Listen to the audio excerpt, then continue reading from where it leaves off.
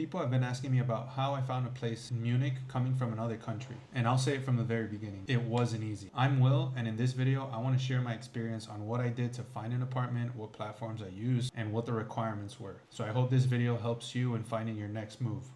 In real estate, they always say that the most important thing is location, location, location. But I had so many questions about Munich. I didn't even know where to look, what areas, or what's what. So I'm gonna be honest, I traveled to Munich a few times before. I had used Google Maps to get a better idea of where's what and where the city's main attractions are, and of course, where the public transportation is. Once I knew that, I created a list of the areas that I kind of liked already. My next step was to find a platform for German properties since I'm new to the market and I have no idea where to even start looking, and I found a lot of different sites, good ones, but I would also find a lot of blogs of people saying to beware of scams in these sites. Now, most of the ones that I read were referring to Wonderflats, Housing Anywhere, and WG gesucht. So I had to be very careful where I was searching for flats. So you could search for apartments that come empty, meaning that they come with no kitchen and no furniture and no appliances, or you could search for serviced apartments that come with a kitchen, appliances, and furniture, furnishings, whatever. They come with stuff and you rent temporarily.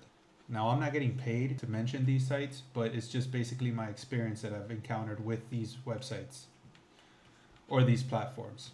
The most famous site here is EmoScout24, and for many reasons. You create a membership where you have to pay monthly and it gives you a lot of advantages. Let me know in the comments if you want to know more about that. Anyway, I was looking heavily here, but from what I have been told, the paid version is much better because it puts your application in front of everyone else's. However, I wasn't ready to pay the membership yet. So next in my findings is WG gesucht.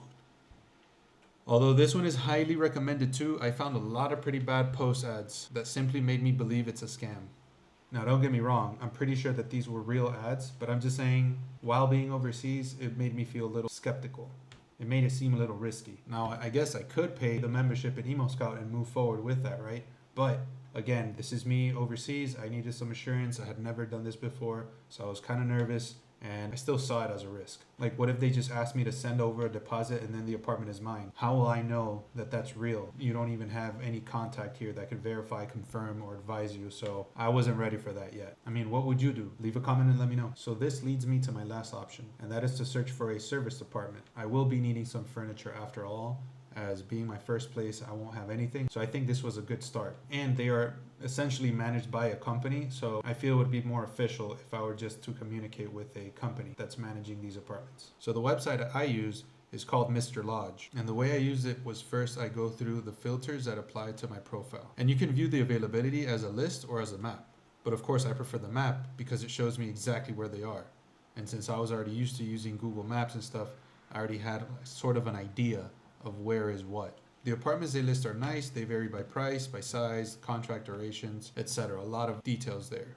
I would have preferred to get a shorter contract, but given the circumstances and availabilities, it was my only option. So when I found one I was interested in, I simply filled out the inquiry tab and honestly hoped for the best.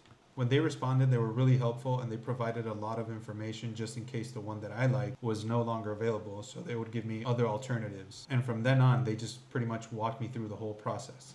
Besides asking what type of apartment I'm looking for, how many rooms, my budget, the area, etc., they also asked if I want to view the apartment in person or rent an apartment without a viewing. And me being overseas, I wouldn't be able to view them. Here's the thing, I liked a lot of options, but they were all becoming unavailable by the minute. So because I wasn't there already in person, I was already at a big disadvantage. And a lot of these renters, sometimes they require you to be there physically to view the listing, and they want to meet you in person and go through their checklist. So I was already at a huge disadvantage. But it also worked as a filter because now Mr. Lodge, they were able to give me a listing of properties where the owners were flexible with that. They understand in my position where I'm coming from overseas, they understand the circumstances and situations, so they trust the agency to do their due diligence on me.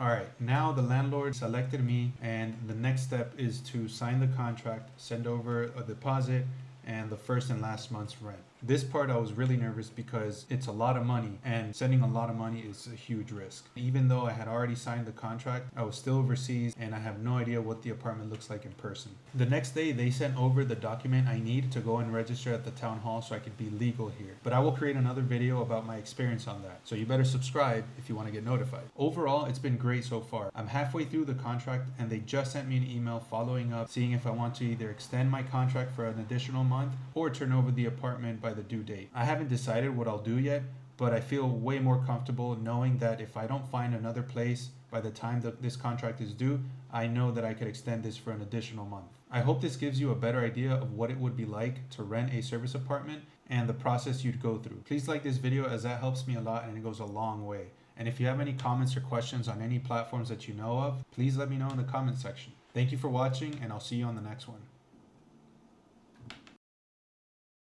So subscribe and get notified. So subscribe to get notified. Offer